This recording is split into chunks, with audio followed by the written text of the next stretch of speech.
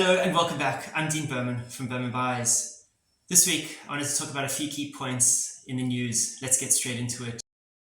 Homelessness, big topic in Australia. This week saw an article comparing 2016 to 2022 figures of people likely to face homelessness, which is largely driven by rental stress, which is basically rents increasing, putting pressure on household incomes, and basically households just not being able to afford rent because it's just unaffordable. What's happened is over those 6-year period, 1.9 or almost 1.9 more million people are at risk of becoming homeless, taking figures up to around 3 million people in Australia, which is more than, I think more than 10% of the population, which is pretty significant. A recent survey done by Canstar Blue, they do an annual survey on first-home buyers, generally surveying over 1,000 first-home buyers to see where they are in the market, see what they think, confidence, all that sort of thing. And the key point that was from that report was first-home buyers are $881 per month less off, or worse off, let's call it, than they were at the same time last year, which is effectively meaning that they have less money, which is driven by rents increasing, cost of living, groceries, which has been increasing dramatically and putting large pressure on household incomes. Thirdly, LMI, lender's mortgage insurance, which is often an insurance used when deposit levels are less than 20% of the purchase price. So the banks basically use this as a way to insure themselves and reduce their risk. So if something were to go wrong, they have some money there to use to cover costs and so on.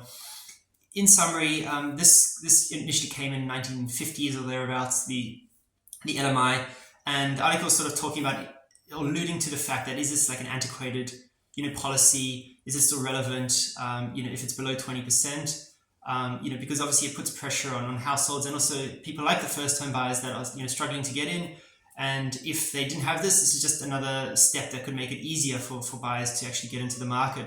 And instead of having 20%, maybe they put in 10% and don't have to have this extra couple $1,000s they have to pay on top. So I guess just an interesting point there. Flooding is a topic that I come across quite common with buyers in the market, and data came out saying that approximately 1 in 10 properties in Australia are in some degree of flood overlay, which I thought was quite interesting. And being in a flood overlay, you can often find you can get a discount on the purchase price, but at the same time, the running costs of that property can often be more. So the article was sort of alluding to, those running costs, does it outweigh the actual discount? So just something to think about. And lastly, wealth. An article came out comparing Australia to the rest of the world and basically concluded that Australia has the 5th highest median wealth in the world and the 2nd highest average wealth in the world, just behind Luxembourg, with an average wealth of $1.58 million. When you take property out of the equation, that drops down to around $576,000. And when you take superannuation out of the equation, that drops down to $196,000. So what this is really showing is that a lot of Australia's wealth is coming through property, followed by superannuation, which is effectively saying that Australians are quite asset rich, but cash flow poor. Have a good week ahead.